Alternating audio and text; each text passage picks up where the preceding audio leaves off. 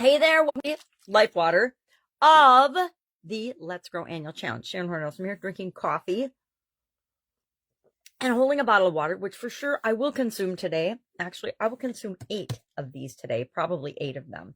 Not 8 Life Waters, but 8 glasses of water. Why? Because water forms the foundation of our lives. It has a huge impact on our health and our well-being and our fitness and our energy and our physical bodies and beings. Now, I didn't always drink water. When I was younger, I drank, when I was a kid. I've never been a milk drinker. For some reason, dairy does not agree with me. Ice cream does, of course, sort of, and cheese because I'm from Wisconsin. But otherwise, dairy, milk things, much to my grandfather's dismay, he was a county agent, so he believed firmly that milk was the most perfect food on the planet. I don't know why, but he did. And it always bothered him that I, even as a kid, did not drink milk. I was never a milk drinker. Still am not.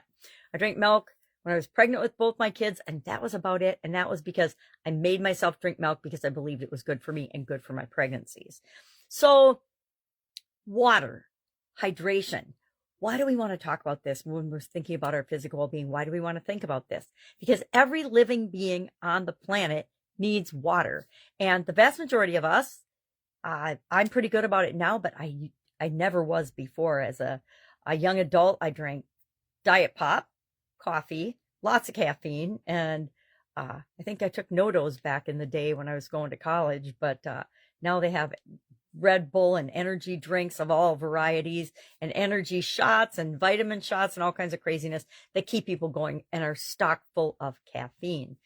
We could talk about caffeine, but not today. We're talking about the importance of water. So, a couple things I want to share. My dad, following my sudden cardiac arrest, taught me a trick about how to drink more water. Now, you'd think I had kidney stones in my 20s, way before my sudden cardiac arrest, and I was really good about drinking water for about a decade or so. And then, like everything else, life got busy and in the way, and I got into some worse habits. Usually, diet pop and coffee were all I consumed. I didn't have a glass of water probably for an entire decade, unless it was to swallow a medication or a vitamin or something. But for the most part, didn't drink water, and it was to my detriment. It's part of what led up to my sudden cardiac arrest. Although I joke that the formaldehyde from all the diet pop I consumed actually helped to preserve my body and get me through that. I don't know if it's true, but I like to joke about it. But my dad taught me this trick that I want to share with you today about how to make sure you're getting enough H20. And this is a sheet. I recently did this with my mom. My mom is having some health challenges, and she was going through radiation and chemo at the same time. And for both of those, it's imperative that she drinks at least 8 glasses of water. Now, she's a tiny lady, but she needed to consume at least 8 glasses of water. So we got out our Yeti cups, and we made little Post-it note sheets every day. And I put her name and my name, and we put little hatch marks every time we consumed them. We had to both consume at least 4 of our Yetis full of plain filtered water from the reverse osmosis and refrigerator filtering system to make sure all the stuff that municipalities put in their water is filtered out, like fluoride, things like that are super duper bad for humans. But municipalities continue to buy into the lies that it's good for us, which is mind-boggling to me. So this is the trick. My dad worked for 3M for his entire career, corporate career. He had businesses on the side, but for his career, he worked at 3M, and so he loved Post-it notes and the application and use of them. So, of course, I love Post-it notes because they are so fun, and they're colorful now in all different shapes and sizes, and so much easier to track things. So we would just put one of these on the counter, buy our water glasses every day, and I'm heading down there to see her again soon. We're going to do it again because I don't know that my sisters continued to do it while they're down there with her, and she got really, really sick from the chemo. So it's even more important that she drinks some water. Water's important when you're having any kind of treatment, but guess what? It's just important every day to sustain our life. It's what cleans out all our cells. It's what travels and helps everything move throughout our body, in and out of our cells. And so it's important that we're making sure we get enough water. Guess what? You can drink too much water. My oldest sister was drinking over 2 gallons of water a day and got sick because she was actually consuming too much water. So we have to use ourselves as our own science experiment and figure out what is the exact right amount for you. Your doctors will say 8 glasses of water a day. Well, is it 8 ounce glasses? Is it 8 other glasses? Are you exercising a lot? My son consumes like bottles and bottles of water because he works out really hard every day to keep his body going. So we have to figure out what's right for us. But since I'm traveling, instead of using Post-it notes, I'm taking this little You Are My Sunshine notebook down with me. And for my mom and I, we will do the same thing we did with Post-it notes, unless, of course, she wants to do the Post-it notes, and we'll keep those on the counter because they are kind of fun. And it's easy to see it and walk by because they're bright colors, and they remind us, oh, there's my water glass. I need to take a sip.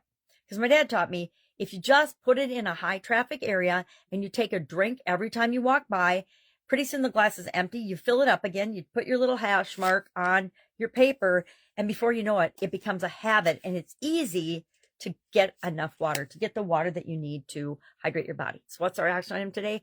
Our action item today is number 1, share how much water you're drinking. And be honest, if you're not drinking any, like I wasn't for literally probably 1 or 2 decades, maybe I had a glass of water a week or something, but it was not any significant amount of plain old H2O. And according to all of my mom's doctors and all the doctors I've had, plain water counts as your total consumption of water. Everything else, like the coffee and the tea and the pop and the energy drinks, that doesn't count toward your daily water allotment. You actually need the water to wash out some of the junk you're getting in the other beverages that you're consuming. So don't fool yourself like I did for decades, thinking that, oh, if I drink a pot of coffee and 4 Diet Cokes today, I'm getting enough water. Because guess what? You're not. Your body has to work harder to get the water it needs out of those things, and it has to deal with getting rid of all the toxins and the materials that our body does not like that are in other beverages. So go ahead, have your coffee. I'm having my 1 to 2 cups of coffee every day still.